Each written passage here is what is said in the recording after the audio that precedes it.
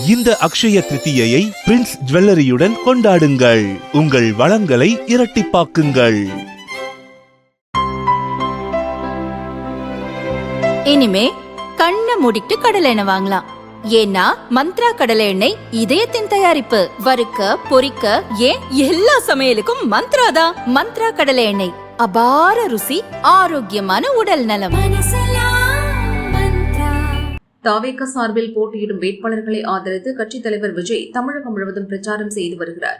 சென்னை, திருச்சி, நெல்லை, குமரி என பல மாவட்டங்களுக்கு சென்ற விஜய்க்கு தாவேக தொண்டர்கள், ரசிகர்கள், பொதுமக்கள் உற்சாக வரவேற்பு அளித்தனர். காரைக்குடி பிரச்சாரத்திற்கு சென்ற விஜய் காலதாமதத்தால் பேசாமலேயே திரும்பினார். ஆனாலும் அவர் சைக்கிள் ஓட்டியதும் ரோட் ஷோ சென்றதுமே அரசியல் அரங்கில் அதிர்வலையை ஏற்படுத்தியது.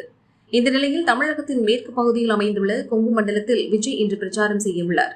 திருப்பூர் மாவட்டத்தில் தாவேகா வேட்பாளர்களுக்கு ஆதரவாக திருப்பூரில் இன்று விஜய் பிரச்சாரம் மற்றும் ரோட் ஷோ நடத்துகிறார். இதற்கான அனுமதி குறித்து நேற்று மாலை வரை எந்த முடிவும் எட்டப்படாமல் இருந்தது. ஒரு காலத்தில் அதிமுகவின் கொங்கு மண்டல கிங் மேக்கர் என்ற பெயர் பெற்ற செங்கோட்டையன் தற்போது தாவேகாவில் தலைமை நிர்வாக குழு ஒருங்கிணைப்பாளராக உள்ளார். அவரது தலைமையிலான நிர்வாகிகள் திருப்பூரில் முகாமிட்டு தேர்தல் நடத்தும் அலுவலர், போலீஸ் ஆகியோரை சந்தித்து விஜயின் ரோட் ஷோவுக்கான அனுமதியை உறுதிப்படுத்தியுள்ளனர். பிரச்சாரம் மற்றும் ரோட் ஷோவில் பங்கேற்பதற்காக சென்னையில் இருந்து விஜய் தனி விமானம் வாயிலாக கோவை வருகிறார்.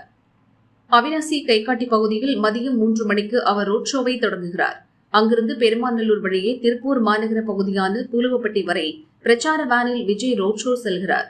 இடையே ஏதாவது ஒரு இடத்தில் வேனில் இருந்தபடியே விஜய் பேசவுள்ளார்.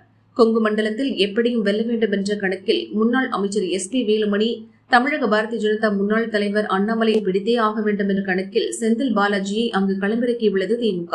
இந்த நிலையில் தாவேகா தலைவர் விஜயின் திருப்பூர் பிரச்சாரம் அரசியல் அரங்கில் பெரும் எதிர்பார்ப்பை ஏற்படுத்தியுள்ளது.